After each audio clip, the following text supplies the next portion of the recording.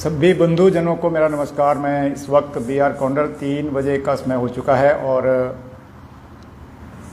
आज के लाइव के इस विषय के ऊपर चर्चा करने जा रहा हूं। उम्मीद है बहुत से लोग इसके ऊपर पार्टिसिपेट करेंगे, ध्यान देंगे और इससे संबंधित कुछ सुझाव भी देंगे जो कि सरकार तक पहुँचे, अधिकारियों तक पहुँचे कि क्यों बल वैली, खासकर हिमाचल प्रदेश की वो घाटी जो कि सोना उगलती थी, आज क्यों अपने अस्तित्व के लिए आंसू बहा रही है। इसके ऊपर आज थोड़ी सी चर्चा करने का प्रयास करूंगा, क्योंकि बहुत सारी बातें हमारे ध्यान में आई हैं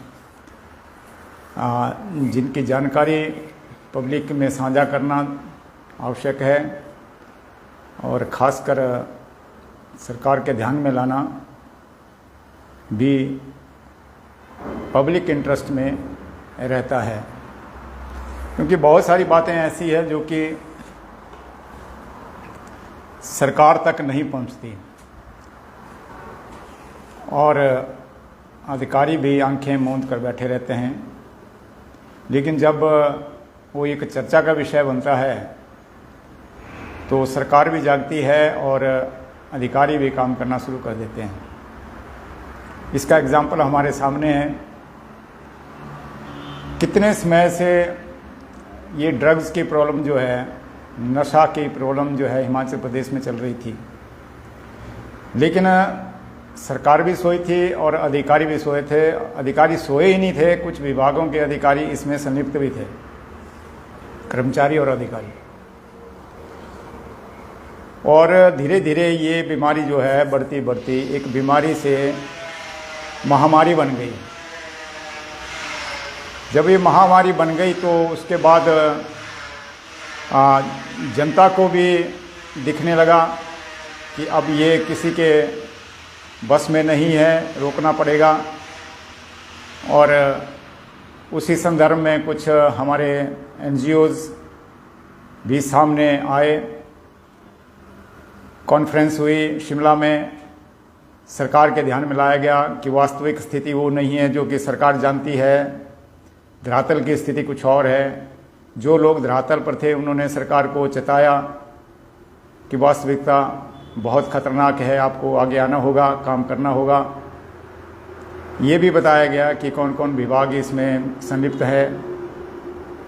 तब जाकर कहीं ये एक मुहिम बनी और आज आप देख रहे हैं कि जनता भी धीरे धीरे जागरूक हो रही है और सरकार भी जागी है। लेकिन अब बहुत देर हो चुका है।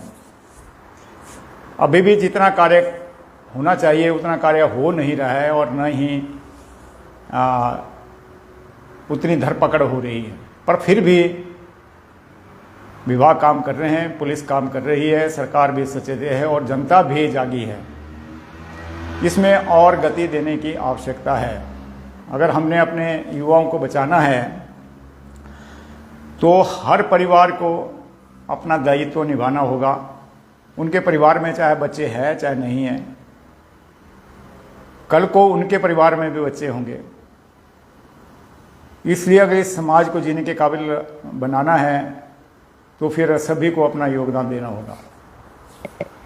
और मैं देख रहा था कि बहुत सारी जगहों पर लोग अपने आप आगे आकर इन माफियाज को, इन ड्रगिस्ट को और इन चीटा मास्टरों को पकड़ रहे हैं।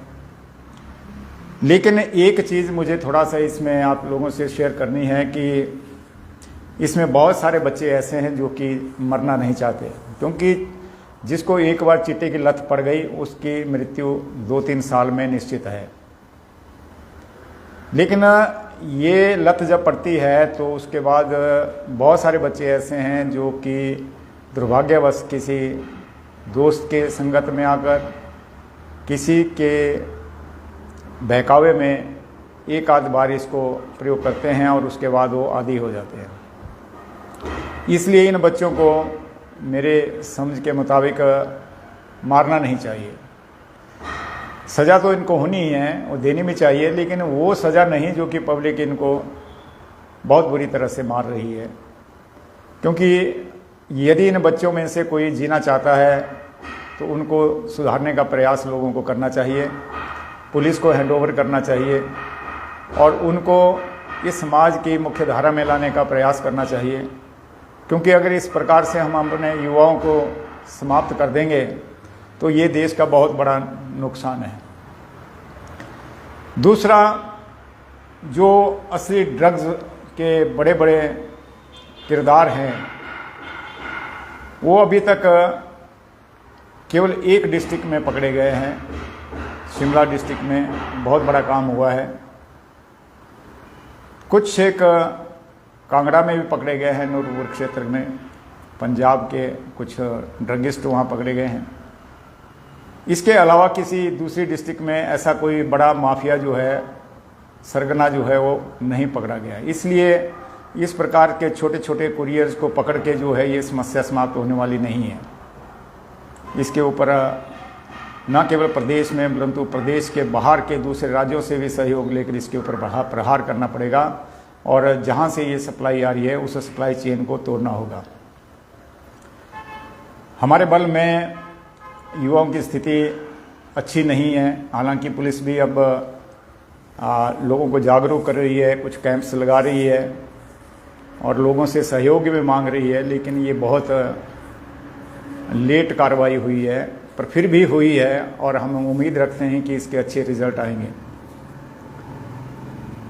दूसरा, हमारी जो बल वैली है ये एक 25 किलोमीटर की घाटी है जो कि सुंदरनगर से शुरू होती है और मंडी तक ये शहर तक आती है। ये ऐसी घाटी है जहाँ पर यहाँ की भूमि जो है सोना उगलती है। यहाँ के युवाओं को किसी रोजगार की आवश्यकता नहीं है यदि वो अपने खेतों में काम करें, और ये हकीकत है कि यहाँ पर बहुत सारे परिवार जो है वो एग्रीकल्चर के ऊपर निर्भर है और वो ना केवल अपनी रोजी रोटी कमाते हैं बल्कि मार्केटिंग में लाखों रुपए कमाते हैं। बल वैली से ही करोड़ों रुपए का टमाटर हर सीजन में सप्लाई होता है। यहाँ की सब्जियाँ दूर दूर तक जाती है और यहाँ का जो वातावरण है, खासकर सुकेती वैली का जो वातावरण है, सुकेती नदी जो बीच में है, इसने इस वैली को बहुत फर्टाइल कर रखा है। लेकिन दुर्भाग्यवश ऐसा हुआ कि 1977 में जब बीएसएल प्रोजेक्ट शुरू हुआ तो उसके बाद जो एक जलाशय इन्होंने लेक जो है सुंदरनगर में बनाई, इसको डिसिल्टिंग का जो प्रोविज़न है, उस डिसिल्टिंग का प्रोविज़न इन्होंने सुकेती वैली को मेन सोर्स बनाया और वहाँ से डिसिल्टिंग करके सारी की सारी जो उसकी गाद है उसको ये सुकेती नदी में गिराते आए हैं। उससे जो नदी कभी इतनी साफ़ सुथरी होती थी कि हम बचपन में हम देखते थे कि इसके अंदर नहाते थे, इसके अंदर इतना साफ़ पानी होता था कि पत्थर भी नीचे, मछलियाँ भी इसके नीचे ऊपर से दिख जाती थी चलती हुई। लेकिन आज की तारीख में इसका पानी पूरी तरह से प्रदूषित हो चुका है, गंदा हो चुका है और पूरे नदी में गाद ही गाद भरी पड़ी हुई है। लेकिन ये वो राज्य जिन्होंने इस प्रोजेक्ट से अरबों रुपया आज तक कमा दिया है, जिसका एक बोर्ड बना है बीबीएमबी बोर्ड, उन्होंने कभी भी हिमाचल प्रदेश के इस जो हित है हमारा एग्रीकल्चर का, जो इस बल वैली का है, इसकी ओर ध्यान नहीं दिया। ये हमारे सरकारों की बहुत बड़ी कमजोरी रही है कि हमारे यहाँ के जितने भी वाटर सोर्सेज हैं उनका एक्सप्लॉयटेशन तो बाहर के राज्य करते रहे, लेकिन उसके बदले में न तो प्रॉपर रॉयल्टी स्टेट को मिली और न ही इसमें भाग्यता रही, जिस कारण आज भी हिमाचल प्रदेश जो है अपने पैरों पर खड़ा नहीं हो पाया है और कटोरा लेके हमेशा केंद्रीय सरकार की ओर ताकता रहता है। इसलिए पहली बात तो ये है कि जो सुकेती रिवर है इसको सरकार को चाहिए कि चैनलाइज कर दे, ताकि यहाँ की जो भूमि है उसका कटाव ना हो, क्योंकि हर बरसात में यहाँ पर बाढ़ आ रही है। बाढ़ से जो है बहुत भारी कटाव हो रहा है चारों तरफ, और उसकी वजह से बहुत बड़ा नुकसान हो रहा है। और इसका जो मुख्य कारण है वो है रेत और बजरी माफिया। बल वैली में रेत और बजरी माफिया इतना हावी है कि शायद जिस प्रकार से सरकार को कई सालों तक ये पता न लगा कि यहाँ पर कितनी नशावृत्ति है, उसी प्रकार से शायद सरकार को अभी ये पता नहीं है कि बल वैली में कितने रेत माफिया और बजरी माफिया पैदा हो चुके हैं और कितना बड़ा नुकसान उन्होंने इस घाटी को पहुंचाया है, इस पर्यावरण को पहुंचाया है, प्रकृति को पहुंचाया है। कितने ही मैसेज मुझे सुबह से मिले हैं कि हमारे गांव में हालत बहुत खराब है। पूरी बल वैली से लोग तड़प रहे हैं लेकिन कुछ नहीं कर पा रहे हैं। कुछ इसलिए नहीं कर पा रहे हैं क्योंकि लोग डरते हैं और ये माफिया हावी है। ये केवल माफिया ही हावी नहीं है, माफिया जो है सत्ताधारियों के साथ और अधिकारियों के साथ मिला पड़ा हुआ है, जिसकी वजह से पब्लिक इनके खिलाफ जो है मुहिम छेड़ने में डर रही है।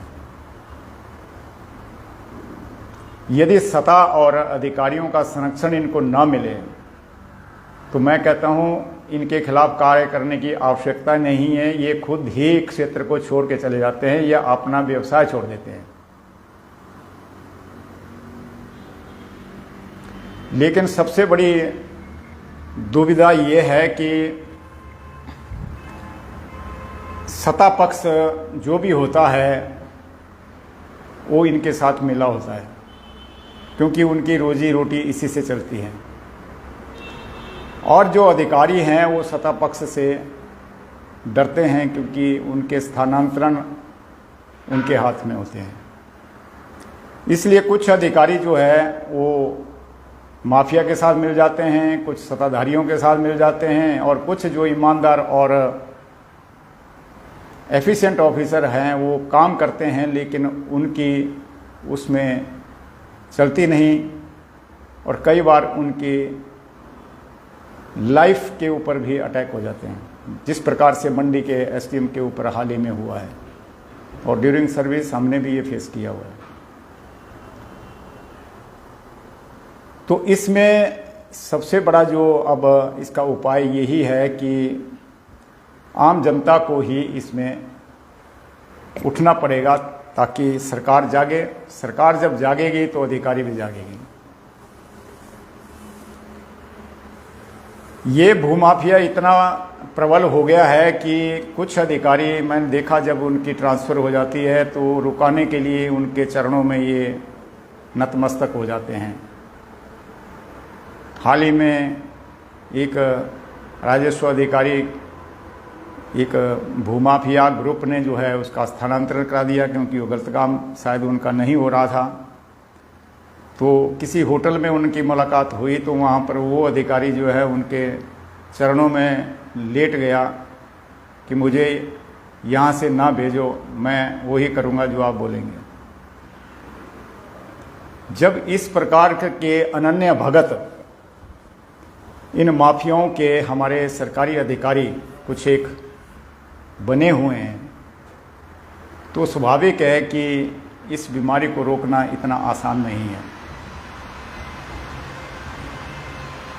पूरे बल वैली में जहाँ जहाँ पर भी फ्लडिंग होती है, कई जगहों पर बेढांसा मक डंपिंग जो है इस वक्त इस भूमाफिया ने कर दी है। आप चाहे चंडियाल में ले लो, बैना में ले लो, कई गांव के नाम लोगों ने बताए हैं जहाँ जहाँ पर ये अभी बाईपास में देखो कितनी बड़ी डंपिंग भूमाफिया ने की है और उसके प्लॉट बना के आगे बेच दिए। अब वो जिन्होंने वो प्लॉट खरीदे हैं वो अपनी माँ को रोते रहेंगे, क्योंकि वो ज़मीन धंस जाएगी, क्योंकि नीचे जो पानी है, और साथ में रेवेन्यू के कागज़ भी उनके प्रॉपर ये बनाते नहीं हैं। उससे जो है हमारी सिविल लिटिगेशन बढ़ रही है।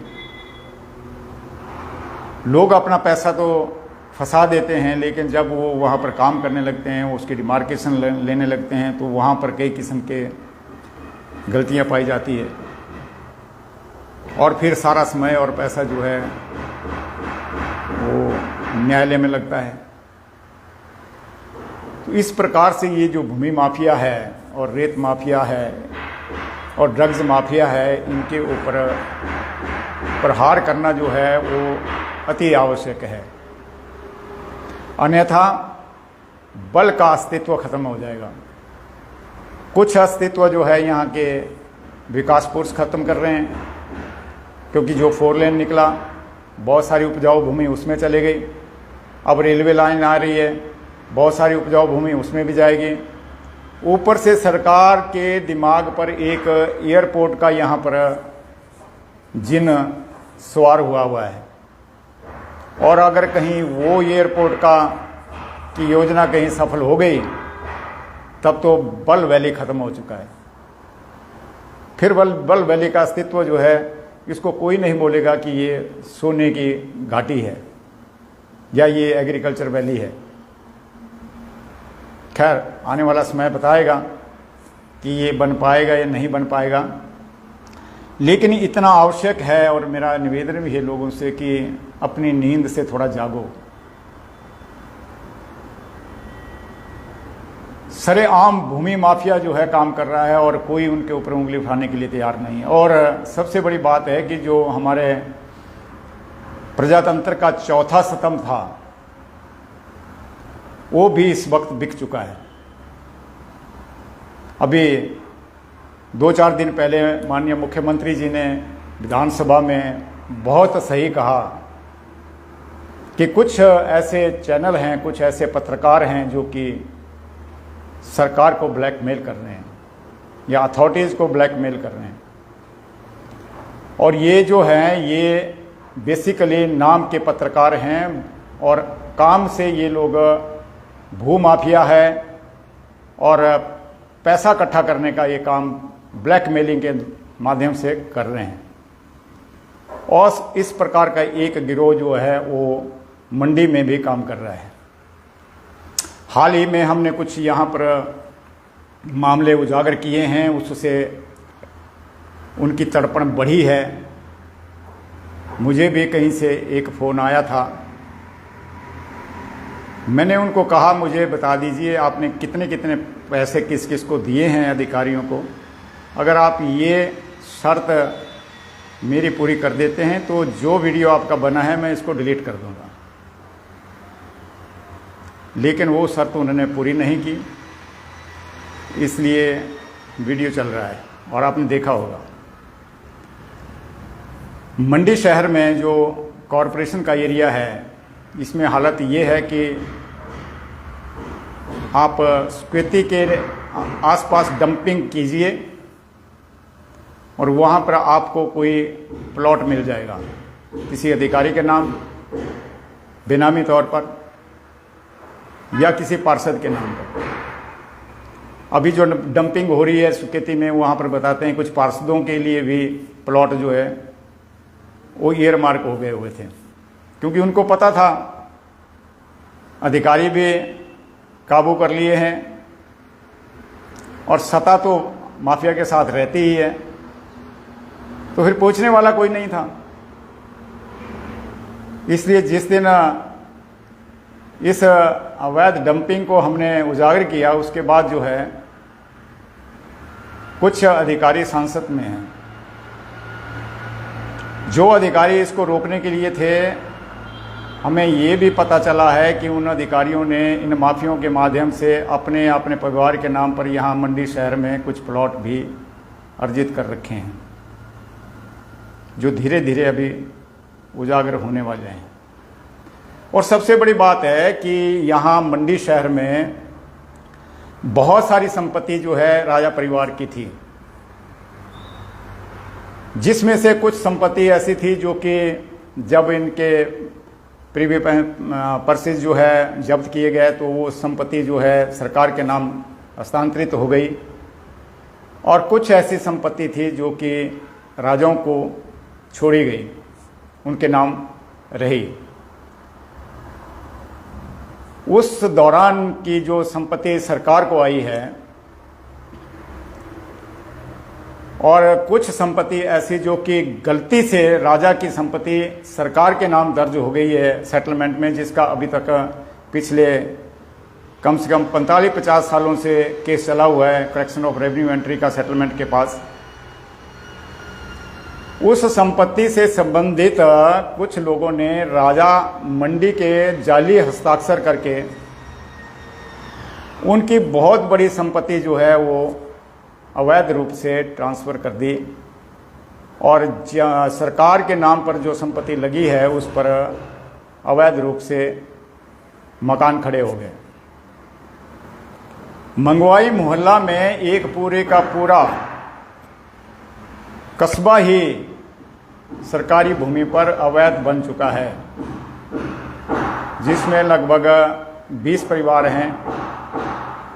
और जब ये मैटर हाई कोर्ट में गया, कोई पार्टी लेके गई, तो हाई कोर्ट में तत्कालीन डिप्टी कमिश्नर ने एक एफिडेविट फाइल किया कि इन 20 इंक्रोचर्स के खिलाफ हम तुरंत कार्रवाई करेंगे और इनको इस सरकारी भूमि से इजेक्ट करेंगे।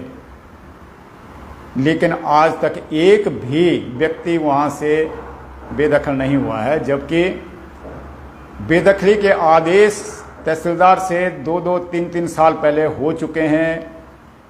इजेक्टमेंट वारंट जारी हो चुके हैं।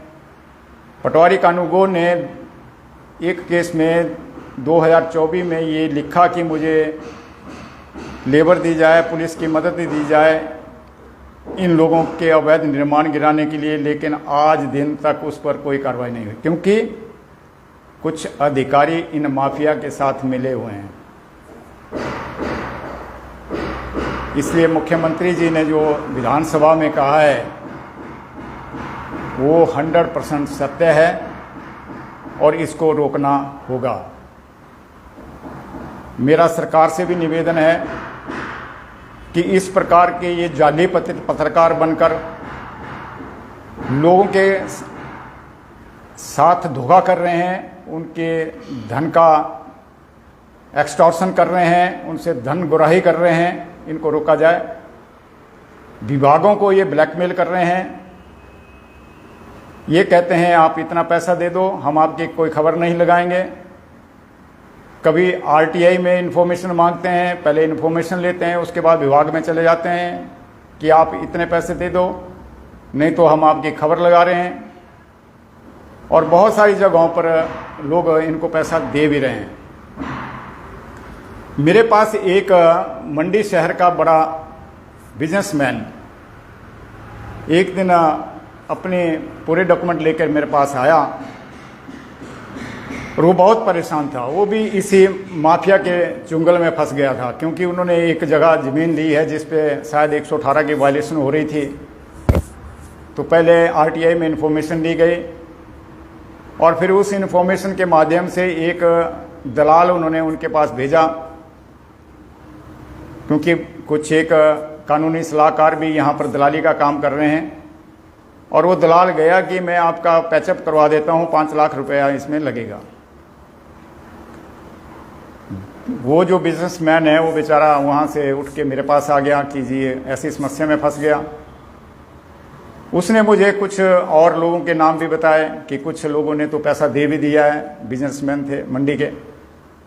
तो मैंने उनको यही सलाह दी कि उनको कहना, मेरा नाम ले लेना कि उन्होंने कहा है कि एक दमड़ी भी आपको पैसे की नहीं मिली है, जो तुमने करना कर लो।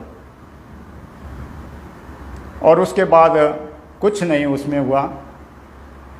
वो व्यक्ति आज तक सेफ है। इस प्रकार का एक्सटॉर्शन यहाँ पर कुछ लोगों के द्वारा,